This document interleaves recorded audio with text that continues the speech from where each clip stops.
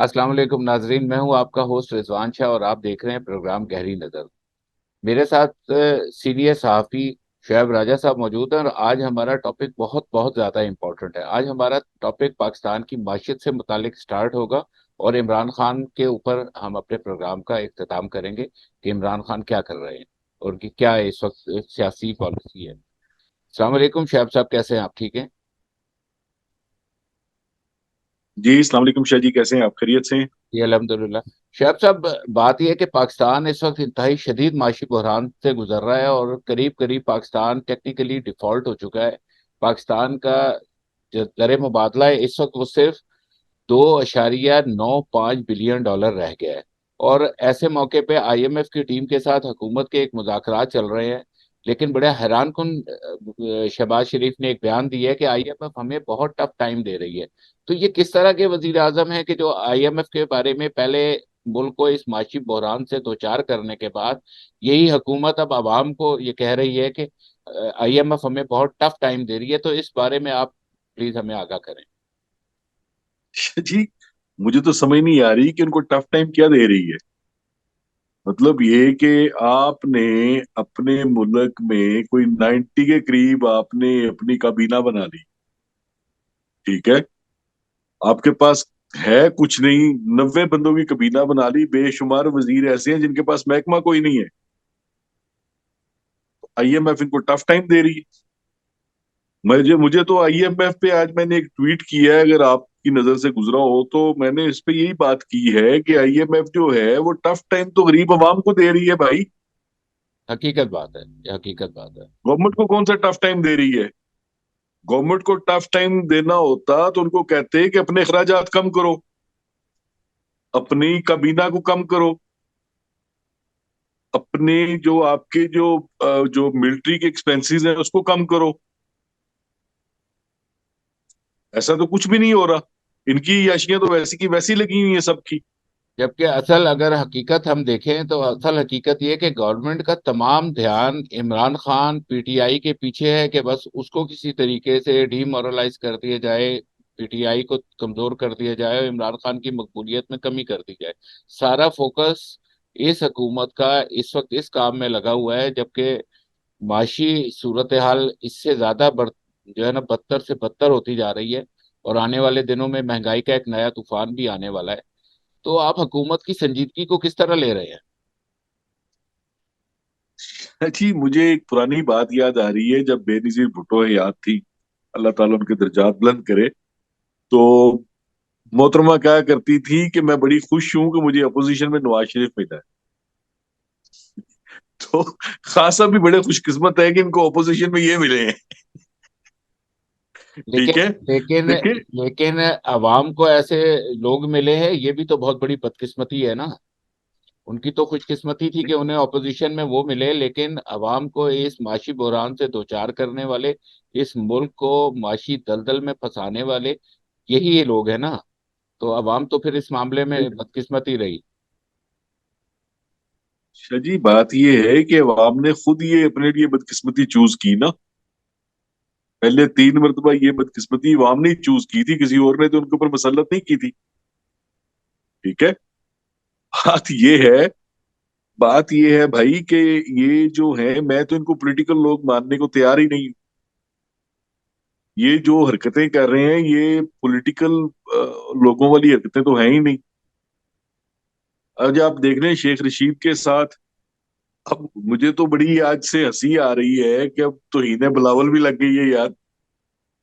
इसका मतलब ये है शायद ही कि मैं आपके ऊपर या किसी और के ऊपर मैं पर्चा करवा सकता हूँ कि इसने मेरी तौहीन की है। इस मुल्क को आप किस बड़े तरफ लेकर जा रहे बड़े हैं? बड़े अफसोसनाक सूरत हाल है कि शेख रशीद साहब जो इस मुल्क के वजीर दाखिला और बड़े आपको पता है वो जीरक किस्म के सियासतदान हैं। और बहुत उनका रिकॉर्ड है वजीर बनने का और अहम अहम ओहदों पर वो फाइज रहे हैं।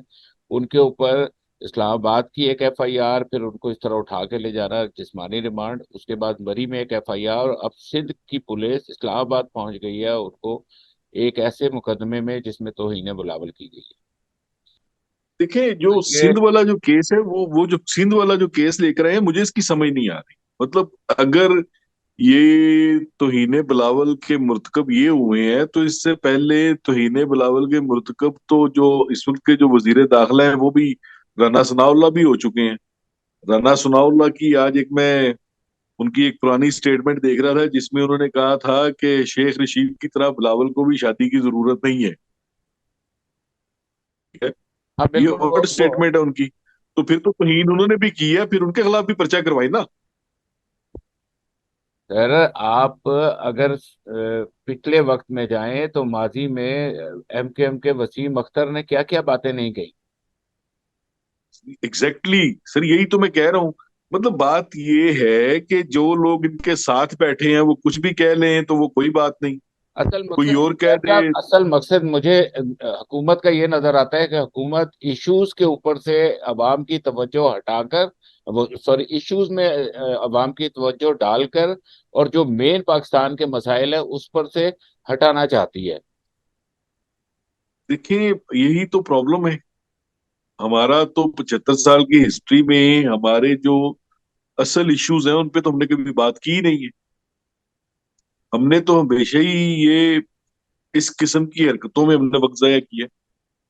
जो इश्यूज हैं हमारे उन पे तो आज तक बात हुई नहीं है भाई।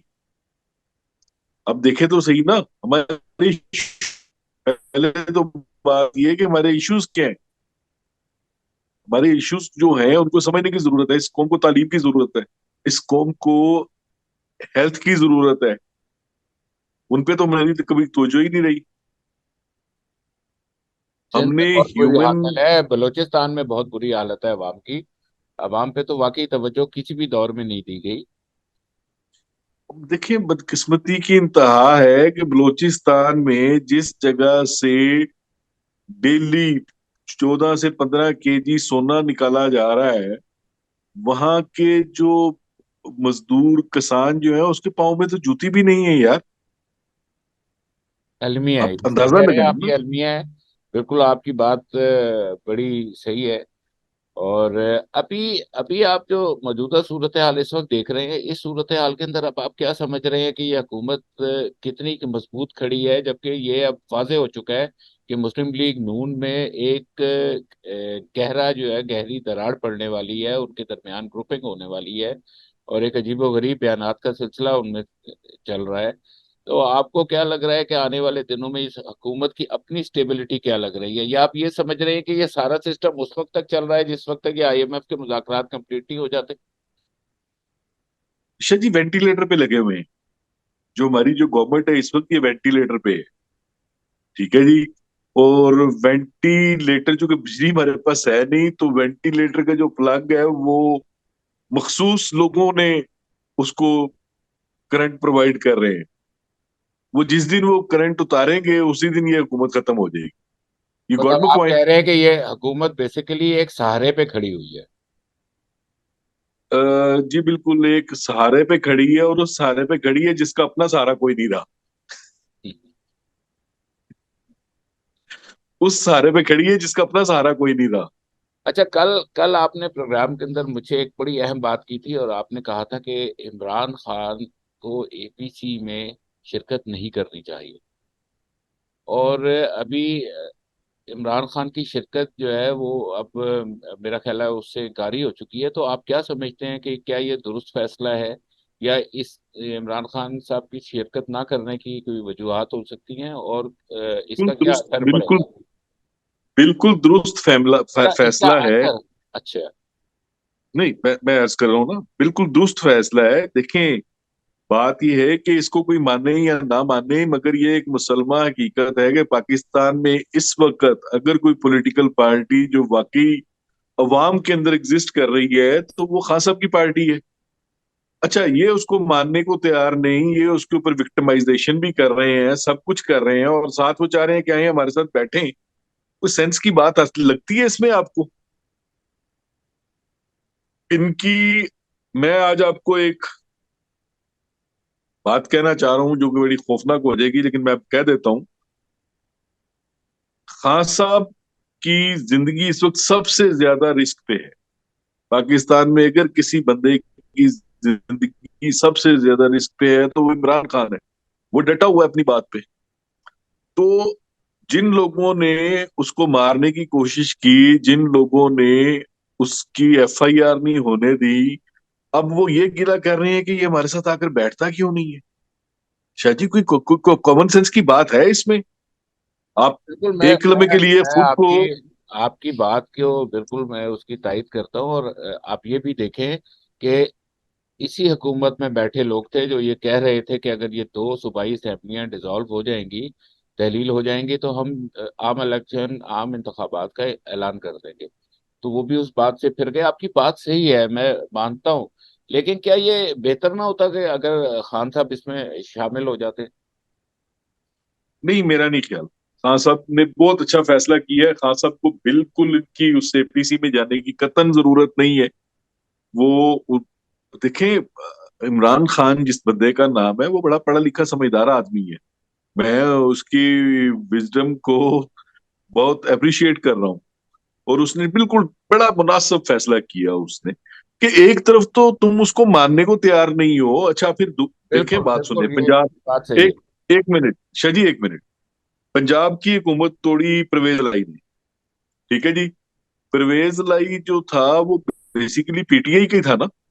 ठीक है। अच्छा, अब जो पंजाब में जो कबीना बन रही है, जो पंजाब का गवर्नर है, वो जनाब वो सारी उसमें पीपल्स पार्टी और नून लीग को घुसा रहा है। वो जिनकी हुकूमत थी उनको तो तुम उसमें मौका ही नहीं दे रहे। पीटीआई थी ना। अब मतलब आफरीन है कि हामिद मीर का मतलब भाई एक आमिर मीर। अक्सरियत ही, एक सूबाई अक्सरियत की सियासी जमात को कोई जो है वो मतलब पूछने को तैयार नहीं है और उनको सेटअप में रखने को तैयार है। मैं आपको अर्ज कर रहा हूँ ना। अब मतलब ये कि आमिर मीर जैसे बंदों को अगर आप वजीर लगा देंगे तो अंदाजा हो जाता है कि क्या है। फिर जो सबसे इंपॉर्टेंट बात है वो ये है कि आज भी इन्होंने पंजाब में बहुत बड़ी रीशफलिंग की है। डीसी चेंज किए हैं, सारा कुछ मैं किया है। आप हालांकि आपके आपसे मैं इसी तरफ आना चाह रहा था कि मैं आपसे एक बात ये कहना चाह रहा था कि देखें, निगरान हुकूमत के पास इस्तेकाक नहीं होता कि वो तब्दीलियां करे सूबाई सेटअप के अंदर, ब्यूरोक्रेसी में तब्दीलियां करे। अहम अहदों की तब्दीलियों के ऊपर हमेशा अदलिया मुदाखलत करती रही है और अदलिया ने इस बात का हमेशा नोटिस दिया है। लेकिन क्या वजह है कि अभी अदलिया भी खामोश है और वो आराम से तमाम उन्होंने ब्यूरोक्रेसी के दर्जनों के हिसाब से उन्होंने आला अफसरान के तबादले करने शुरू कर दिए। पुलिस के अंदर एक बहुत बड़ी उखाड़ पछाड़ की है। तो इसको आप क्या कह रहे हैं कि आखिर फिर इसका नोटिस कौन लेगा? शाह जी, इसका नोटिस कौन लेगा? ये जो हैं, ये लोगों को बताना चाह रहे हैं कि हमने कराची जैसे इलेक्शन कराने हैं, जो मर्जी कर लो। बात समझ रहे हैं ना मेरी? ये लोगों को ये तासर देना चाह रहे हैं कि हमने फेयर एंड फ्री इलेक्शंस नहीं कराने, तुम्हारी ऐसी की तैसी। अवाम कौन होती है? हम जिसको चाहेंगे उसको लाएंगे। और इसके पीछे जो खुफिया हाथ है, असल तो प्रॉब्लम उसकी है ना। अदलिया क्यों नोटिस नहीं ले रही? क्योंकि वो खुफिया हाथ ने अदलिया को भी कंट्रोल कर रखा है। ये जो चीजें हो रही हैं, ये मुझे तो वो जो जनरल हमीद गुल की पुरानी बात याद आ रही है कि उसने कहा था कि ऐसे ऐसे होगा, और फिर एंड पे उसने कहा था कि इनकलाब आएगा। तो मुझे ये लग रहा है कि जिस किस्म के ये क्राइसिस चल रहे हैं और जो कुछ हो रहा है इसमें, खुदा ना खास्ता फिर इस मुल्क में कोई ऐसा चेंज आएगा जो किसी की भी तवक्को में नहीं होगा। सबकी तवक्कुआत से बरक्स होगा। ये देख लीजिएगा आप, क्योंकि अभी आज जो है, जो शहबाज शरीफ साहब का जो फरमान है कि जी हमें टफ टाइम, तुम्हारा टफ टाइम कौन सा टफ टाइम भाई? अयाशियां तुम कर रहे हो। जैसे ही तुम हुकूमत में आते हो, तुम्हारे मतलब मुझे अब कनाडा, मतलब मेरा अपना, मैं मेरा घर है वहां पे भी। ठीक है जी। तो परवेज अशरफ साहब जो थे, ये 50 बंदों को डेलीगेशन लेकर चले गए कनाडा। और 50 बंदों को जो डेलीगेशन लेकर चले गए, हर बंदे के लिए लिमोजिन जो होती थी वो बाहर खड़ी होती थी उसके वेट के लिए कि वो कब निकले और कब उसको लेकर जाना है। कमाल नहीं हो गई यार आपके हालात? मुख्तसरन आप ये बात कहना चाह रहे हैं कि हुकूमत अपने अखराजात कम करने को तैयार नहीं है, अवाम को कहती है कि वो रोटियां अपनी कम कर दें, और बिल्कुल संजीदा नजर नहीं आती। और इसी तरह आस्ता आस्ता आस्ता इन्होंने पाकिस्तान को एक ऐसी नहज पे लाके खड़ा कर दिया है कि अब इनसे भी नहीं संभल रहा। तो ये फिर चले क्यों नहीं जाते, ये छोड़ के क्यों नहीं चले जाते? देखिए शाह जी, वो आए थे अपने केसेस खत्म करने। ठीक है। वो आए थे अपने केसेस खत्म करने, वो आए थे अपनी ये याशियां करने। अब शहबाज शरीफ साहब को पहली मर्तबा मौका मिला है प्राइम मिनिस्टर बनने का, तो वो चाहेंगे कि जितनी देर भी मौका मिलता है हलवा तो खाए ना। ठीक है। ये वो पुरानी एक कहावत मशहूर है ना, कि वो उन्होंने कहा कि भी फौजें जो है वो बॉर्डर पे आ गई हैं, उन्होंने कहा कोई नहीं, पकाओ हलवा। वो जब उन्होंने कहा जी वो महल में दाखिल हो रहे हैं, अच्छा यार, अच्छा फिर अल्लाह दे वाले। तो भाई ये तो हमारे साथ वही हो रहा है ना। अभी इंडिया जो कुछ कर रहा है, आप देखें, इंडिया ने 2 नए डैमों का ऐलान कर दिया, पता है आपको? वो इंडिया एक तरफ हमें प्यासा मारना चाह रहा है। टीटीपी की जो तमाम तर उनके जो क्या कहना चाहिए, उनके जो कैंप्स हैं वो इंडिया में तैयार हो रहे हैं, बन गए हैं वहां पे। इंडिया तो हमें दोनों साइडों से दुश्मन है हमारा, ऑब्वियसली वो हमें वीक करने पे लगा हुआ है। प्रॉब्लम ये है कि जिसने उसको काउंटर करना है वो क्या कर रहे हैं, वो अपने केसेस खत्म कर रहे हैं। जब जब प्रोग्राम के आखिर में हम सबसे इम्पोर्टेंट बात डिस्कस करेंगे कि इस वक्त इमरान खान क्या सोच रहे हैं और वो क्या करने वाले हैं। और क्या आप समझते नहीं है कि इमरान खान की जो जिंदगी है उसको शदीद खतरात लाक हैं। ऐसे में अदालत का वीडियो कॉन्फ्रेंस के ऊपर इमरान खान से बयान ना लेना और उनको अपनी जाती हैसियत में हाजिर होने का हुक्म देना, ये भी आप क्या समझते हैं कि ये क्या है, इससे क्या इमरान खान को कोई नुकसान पहुंचने का खतरा नहीं नजर आ रहा आपको? देखिए, ये जो अदालत ने जो किया है ये बड़ा गलत फैसला है, मैं इसके हक में नहीं हूँ। देखिए, बात बड़ी सीधी सी है, मतलब खैर मेरी क्या हैसियत है, चले मुझे तो छोड़ दे। लेकिन बात यह है कि एक नेशनल लीडर जो इस वक्त पाकिस्तान का सबसे पॉपुलर लीडर है, उसकी जान को ऊपर खतरा है, ऑलरेडी उसको गोलियां लग चुकी हैं, ऑलरेडी उसके साथ ये हो चुका है। फिर उसके बाद दहशतगर्दी के चंद एक वाकयात हो चुके हैं। आप क्या करना चाह रहे हैं?